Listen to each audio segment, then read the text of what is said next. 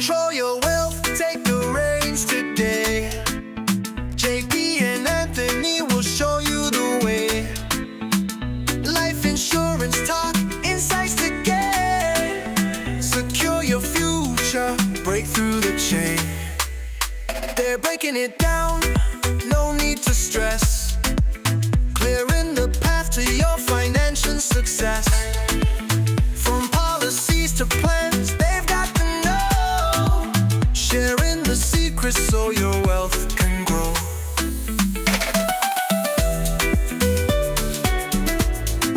Bonjour, moi c'est Jean-Pascal. Et moi, c'est Anthony. On est ici pour vous aider à Contrôler votre richesse. Alors, tu te rappelles la première fois qu'on s'est rencontrés? Et c'est ben oui, hein.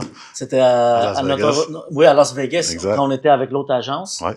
On est allé là pour une conférence. Je pense qu'on a bien bu. Tu te rappelles qui on a rencontré? Mike Tyson. Oui, c'était drôle. Mais moi, le fait marquant, je te dirais, là, c'est avec Dennis Rodman. Mais oui, mais oui. À un moment donné, je regarde un gars, il me regarde, je regarde, on se regarde. Puis là, à un moment donné, il se rend compte que, attends, il est habillé bizarre. Il avait comme genre une sorte de pantalon or, avec une camisole blanche, un peu décoiffé.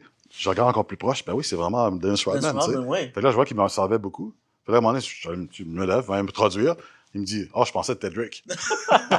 C'était tellement drôle. Nous, on pensait que c'était avec notre scotch, là, que on voyait des choses, mais Non, c'était vraiment lui. C'était vraiment lui, ouais. Assez spécial. Oui, exactement.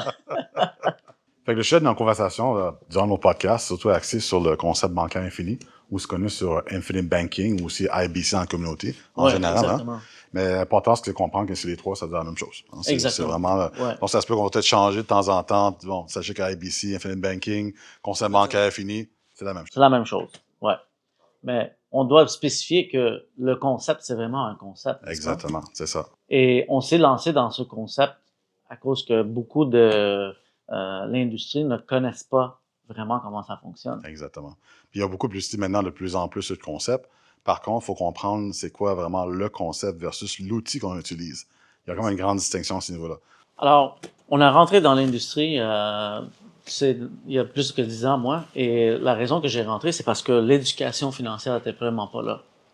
Mais quand on voyait comment ça fonctionne, n'est-ce pas, on voyait que c'était toujours la même chose. Oui, exact. C'était quoi? Achète la maison, paie le taux possible, maximise tes REER, mets l'argent dans ton CELI, puis l'assurance vie, puis t'en achètes un petit peu pour les fêtes funérailles. Hein. Exact. Ouais, exact.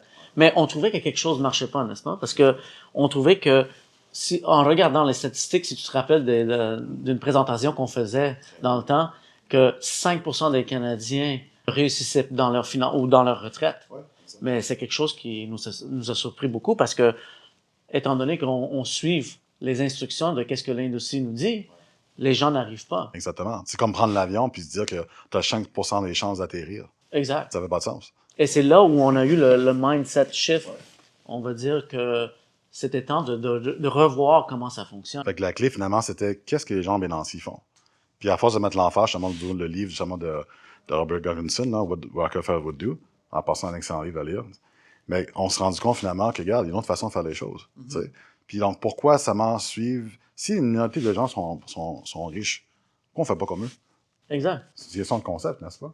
Fait que la clé, seulement, c'est de sortir du chemin battu puis mettre l'emphase sur qu'est-ce qui fonctionne vraiment. Exactement. De vraiment penser différemment aux finances et d'avoir des stratégies d'épargne qu'on puisse accéder parce que on va dire que la plupart des régimes qu'on a ne sont pas accessibles. Ça pourrait être accessible, mais ça coûte des taxes, ça pourrait causer des problèmes de rendement. Alors, tout ça vient que tous tes comptes sont gelés. Fait qu'il y a comme deux vitesses, finalement. Hein? Oui. Genre, la classe moyenne, on met l'argent, on la stationne, on l'utilise pas jusqu'à la retraite. Exact. Alors que les compagnies puis les riches, ils font quoi à la place? Accessibilité, contrôle, puis le cash flow. C'est une question de liquidité. C'était la clé. Alors, c'était quoi qu'on disait? Tout le monde disait le cash is king. Non, cash flow is king. Cash flow is king, c'est ça. Et c'est pour ça qu'on a vraiment changé vers the Infinite Banking parce que c'est la liquidité qu'on a besoin. Fait que pour le commun des mortels, c'est quoi le Infinite Banking exactement? Mm-hmm. Right? Parce qu'on voit beaucoup de vidéos sur TikTok, YouTube et tout. Mais des fois, tant que tu regardes une vidéo seulement genre de 2 minutes, ça n'explique pas toute l'histoire complète. Exact. Right? Puis c'est facile seulement de leur dire, de donner l'impression, du moins de créer seulement une grosse histoire par rapport à qu'est-ce que c'est, puis qu'est-ce que ce n'est pas. Mais la question, c'est qu'est-ce que c'est Infinite Banking, Anthony? Mais c'est une bonne question. Parce que si on voit dans l'industrie, même des vidéos que nous, on voit, ils expliquent un produit. le produit de l'assurance vie avec participation. Mais c'est pas juste ça. C'est vraiment le concept. Comment on utilise le véhicule ou l'outil pour bien nous donner la liquidité. Et c'est ça que nous, on voulait savoir parce que il y a une façon de bâtir l'outil et une autre façon de l'utiliser. Ouais. Fait que ce que dit principalement, c'est que faut comprendre une chose. Infinite banking, c'est pas une question d'assurance vie. C'est pas une question aussi de retour sur investissement. Parce que les gens, des fois, se mélangent. Hein? Oh, on compare l'investissement avec l'investissement. Qu'est-ce que c'est vraiment? C'est comment on contrôle nos frais de trésorerie. Comment on contrôle nos liquidités à travers pour les assurances vie pour financer quoi? Les choses de la vie. Exactement. Les voitures, les automobiles, l'éducation des enfants, acheter une maison, acheter nécessairement d'équipement pour l'entreprise. Ouais. Bref, c'est où est-ce que l'argent s'en va en bout de ligne. Puis contrôler la fonction bancaire. Ça, c'est la clé. Tu vois? Puis le problème, des fois, c'est qu'on ne soit pas tard à comparer compte d'investissement. Et qu'est-ce qu'on dit? L'assurance vie avec participation, ce n'est pas un investissement. Alors, vous pouvez l'écrire parce que si vous entendez ça, c'est faux. C'est pas un investissement. C'est comme un coffre-fort. On va placer notre argent où on va avoir la liquidité, l'habilité de sortir l'argent pour l'utiliser pour notre vie. Donc, pour mieux détailler un peu le concept, je pense que c'est important de parler un peu du concept de la banque, ce concept bancaire lui-même, qui veut dire quoi? Comment que le système bancaire fonctionne. Exact. Parce que plus tu comprends qu'est-ce que les banques font, plus tu comprends pourquoi c'est important de créer finalement une sorte de banque privée à travers ton assurance vie avec participation. Ça, c'est la clé vraiment. C'est que finalement, qu'est-ce qu'on fait? On va créer notre propre banque personnelle en utilisant un outil qui nous permet finalement de contrôler la liquidité par la suite. Mais en fait, on peut regarder le livre ici, comme tu vois, Becoming Your Own Banker. Alors, c'est vraiment your own qu'on essaie de faire, c'est de créer ta propre banque. C'est pas l'outil de l'assurance vie, en fait. Fait que en arrière, c'est quoi finalement le système bancaire? Qu'est-ce que ça fait le système bancaire principalement? Alors, si on regarde, la plupart du monde pense que la banque est un produit. Mais en vérité, c'est pas un produit, c'est un processus. Parce que on met tout notre argent dans une banque. Alors, la banque a une source d'argent. Alors, que ça vient de nous, que ça vient des entreprises, que ça vient des compagnies d'assurance, c'est juste une source d'argent. Et cette source d'argent, la banque te donne la facilité d'accéder à cette source d'argent à travers quoi? Des cartes de crédit, le prêt hypothécaire, un prêt automobile, et ça facilite le retour de cet argent en payant des intérêts, n'est-ce pas, dans la source d'argent. C'est tout que la banque fait. Donc, imaginez-vous, OK? On gagne tout de l'argent, OK? Que ce soit une compagnie, que ce soit un individu, que ce soit aussi une compagnie d'assurance vie.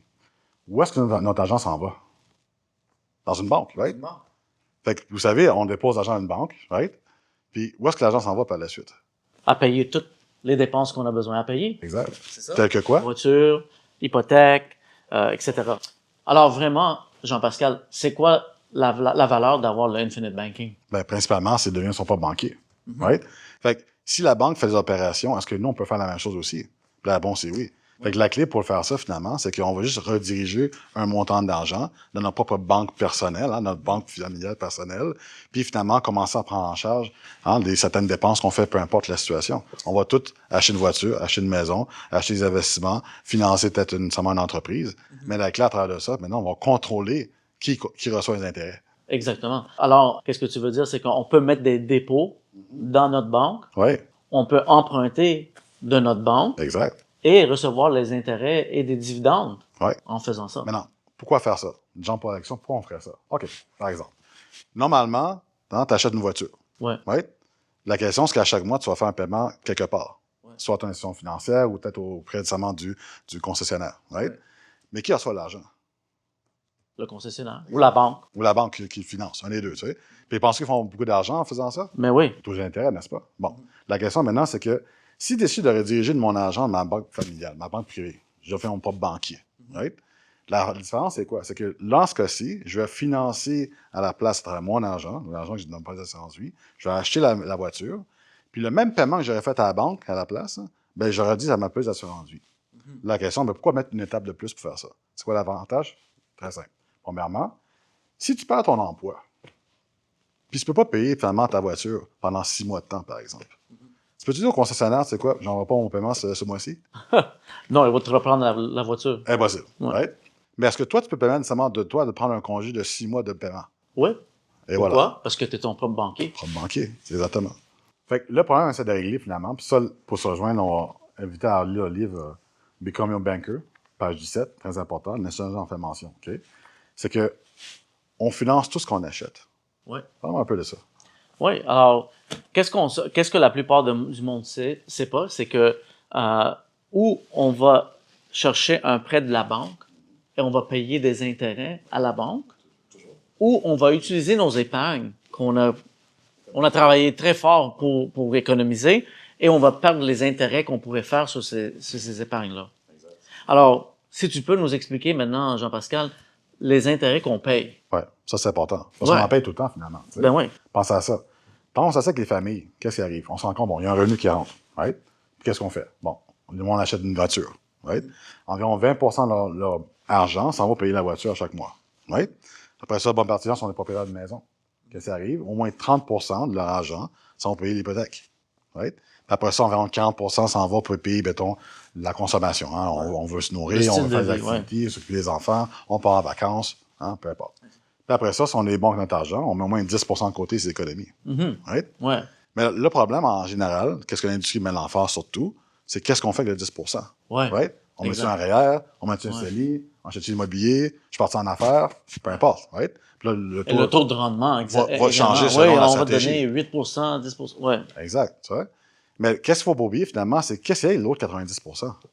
Ça, on n'en parle pas, généralement. Hein? Non. Qui veut dire quoi? C'est les intérêts qu'on paye à financer les trois aspects. Exactement. Ouais. La maison, la voiture, puis le style de vie. Right? Pense à ça. Okay? Tu achètes une voiture. Right? Ça coûte 25 000 $.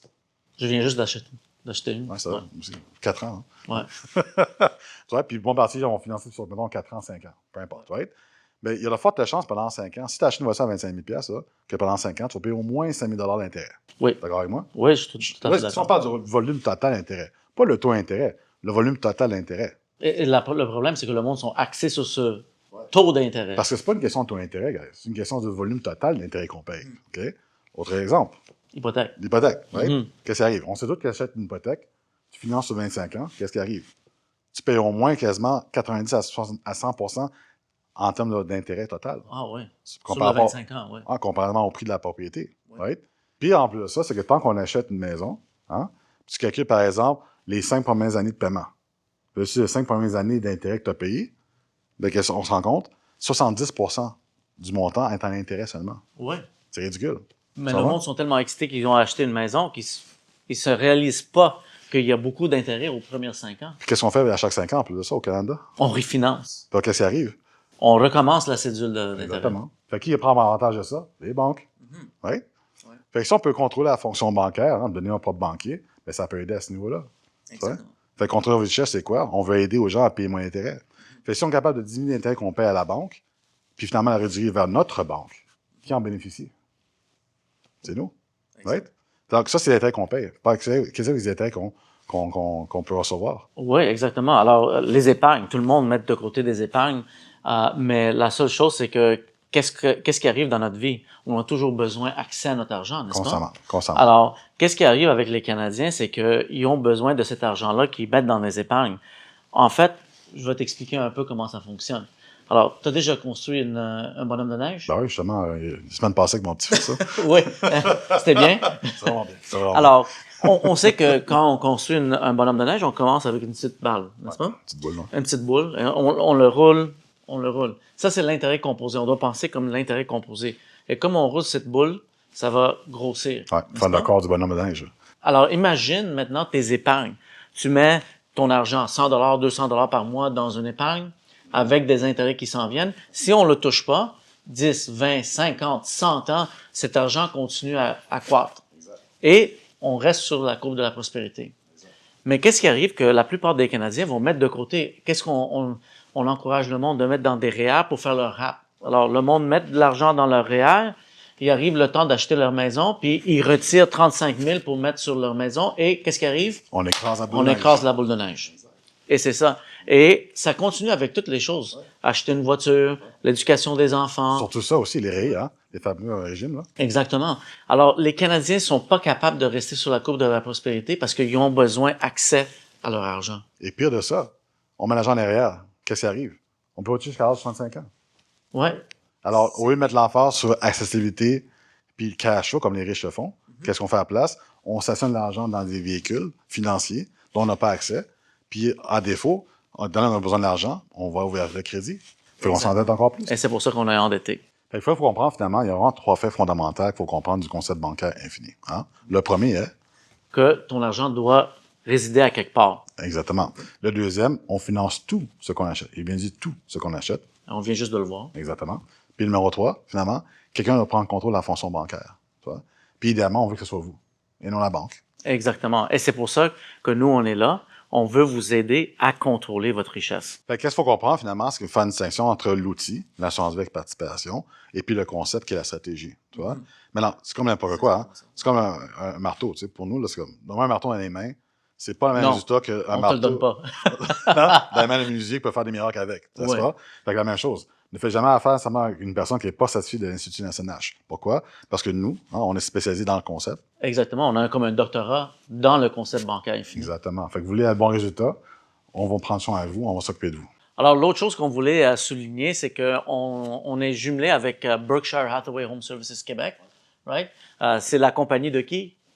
Warren Buffett. Warren Buffett, le fameux milliardaire aux États-Unis. Et la raison qu'on s'est jumelé avec eux, on fait partie de la division consultative. Alors, dans le patrimoine, nous, on fait partie de cette section-là. On a aussi accès aux courtiers immobiliers de Berkshire Hathaway. Mais la raison qu'on s'est jumelé avec eux, c'est parce que la mentalité de Warren Buffett, c'est quoi? The Forever Company. The Forever Company. Dans le long terme. Il pense long terme. Et le concept bancaire infini, c'est vraiment ça. C'est de penser le long terme. Alors, c'est vraiment de changer comment vous pensez de votre richesse. Et même c'est pour ça que même que National disait comme quoi que c'est important de penser à votre argent, pas sur une génération, mais sur 3 générations. Imaginez si vous commencez à planifier en vue de 3 générations futures. Hein? Là, vous allez comprendre pourquoi que le concept bancaire infini est vraiment l'interaction complète vraiment entre une stratégie sectorielle et bien sûr générationnelle. Exactement. Alors, on vous invite de nous contacter. J'espère qu'on a démystifié un peu le concept bancaire infini. Oui, tout à fait. Puis, si vous avez plus d'informations, contactez-nous. Notre site, votrerichesse.ca. On a des séminaires, des conférences, des utilisations de jeux cash flow aussi, c'est à Montréal, bien sûr. On peut vous aider à ce niveau-là, à mieux comprendre le concept. Mais vous savez, hein, le concept, enseignement national, c'est un séminaire de quoi? De 10 heures, hein? Oui, pour expliquer le pouvoir de l'assurance vie avec participation. Exactement. Fait que c'est normal qu'à la première fois, on va peut-être pas tout saisir. Mais l'important, justement, c'est de continuer votre évaluation, continuer votre éducation. Très important. On le recommande. On est là pour vous aider. Donc là-dessus, on se dit... Contrôlez votre richesse. Control your wealth, take the reins today.